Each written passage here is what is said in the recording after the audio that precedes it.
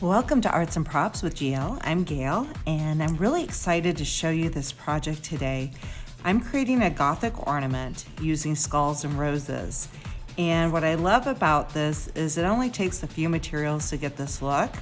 Although it feels kind of heavy right now, it's going to dry and it'll be pretty light after this clay ends up drying. I'll start with showing you how to create the molds first, and then we'll go into the paints I use in the second part of the video. So I have these skull molds right here, as well as this rose mold, and these are the only two molds that I'm using for this project. The next thing that I'm going to be using is some cornstarch with a brush, so I can lightly dust the inside so that the clay comes out more easily. And then the last thing that we're going to need for this part is creative paper clay. I bought this at Michael's. You can also find this on Amazon. We're going to begin by taking some paper clay and pressing it into the molds. I want to take a brush and a little bit of the cornstarch. I'm just going to lightly dust it on the inside here. To finish this, I'm probably going to need at least 6 skulls. So I'm just going to tap it and lightly go over it one more time. Make sure there's no extra on there. Here are the roses. The roses I'm going to have to repeat more often.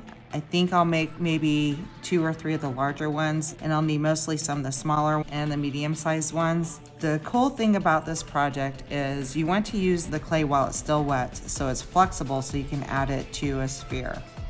If you wait for it to dry, this will dry bone hard and it will not be flexible. Before you apply the clay, you want to just knead it a little bit. Kneading it just means that you're folding it over and over so it creates more of a smooth consistency. I'm going to take a little bit of this right inside. I want to make sure that I open it up a little bit to make sure it gets down in all the crevices. I also want a flat surface.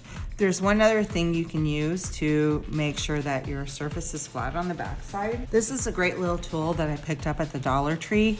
It's in the craft section. It's called a scraper. Open it up a little bit, smooth it in. Then turn your mold over and go on ahead and press out your shapes. And we're going to repeat this several times, especially with the smaller ones.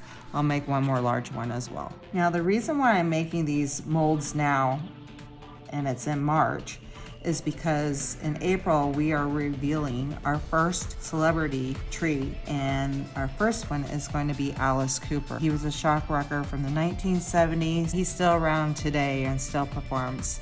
And he has a new tour out with Rob Zombie. When I create, it's time to get messy. I'm doing this to be creative and to have some fun. And that's Luba's motto too. Now for the fun part, it's time to add all of our clay pieces onto the ornament.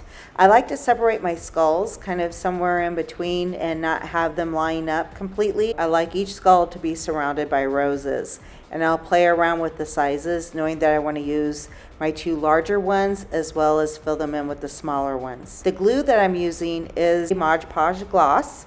However, you could use Aleen's glue or regular glue. Aleen's tacky glue would probably work the best. Now we're ready for part 2. And what I would like to do is paint this. The paints are Terra-Cotta colors made by Folk Art. They create a cement-like finish. I'm using Obsidian, Cavern Moss, Cool Concrete, and Snowbank. Later on, I will add a red paint as well. I'm just using a sheet protector to pour my paints out. Mix the Obsidian paint with water and cover the entire ornament. I just put a black coat on top of here, and now I'm coming in with this light gray to add on top of it. My skulls will be lighter. I see I need to go back and add a little bit more black in a couple areas to get my base there. I'm gonna kind of mix this in and make it more liquidy, so that way it kind of goes into those areas that are hard to reach. So like right here, I'm just gonna place some in there. And I could do the same thing with the nose and even the mouth on the skulls. You might want to wear gloves with this part. I'm used to painting without them, and I do have a place I need to go tomorrow, so I'll be washing my hands for a while tonight. This clay is still on the wet side. I let it dry for about 3 hours, and it will take a good 3 to 4 days to completely dry. However, I do like to paint it when it's a little wet. You can let it dry out completely too. I want to get in those eye sockets and make them as black as I can at this point. It's looking pretty good. I'll probably go back in and touch things up at the end as well. Be careful not to get too much water or paint on it so that you lose your detail in your clay if you paint while it's still wet. Just lightly brushing it on. Saving the white for later, I'm gonna mix a little bit more of this lighter color in with the gray that I have here and add this to the flowers. I'm gonna reserve the lightest light for the skulls. You can add any colors that you want, but I want it to have kind of a tombstone feel to it. So these are all concrete colors. Just a light, dry brush, which means you don't have any water on it. You're just slightly wiping it on top. And it doesn't matter to me if all the skulls stand out that well. I want to add variety by applying a little bit differently, but mostly hitting the cheekbones and the forehead. Using the cold concrete, I'm lightening up the skulls and the roses. I'm just going in the darker areas just to kind of lighten it up a little bit. Keeping in mind that the skulls are going to be the lightest part. So if I do add some lighter areas here, I have to go back and keep lightening up the skulls.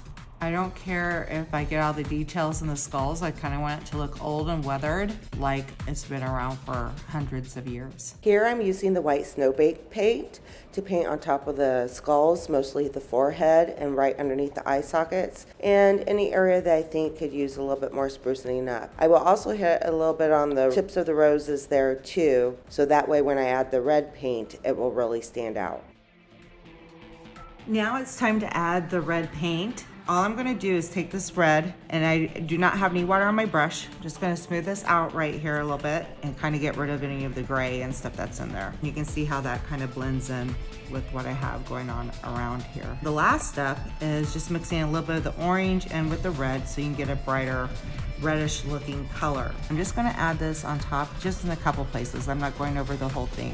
And it's gonna dry pretty dark still, but I got a little bit of variation there, and that's all I wanted. Next part is to add the hanger.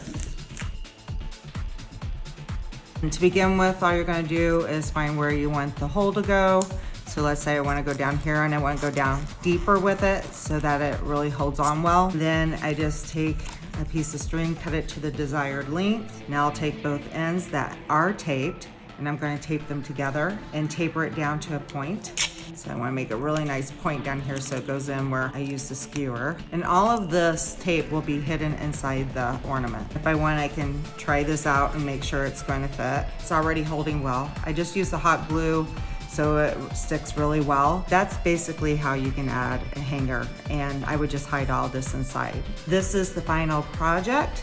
I did put a knot at the end once I glued it inside, and I'm super excited about this one. This was fun. I can't wait to create more like these. If you're wanting to problem solve and you need help, please let us know. We'd be happy to help you.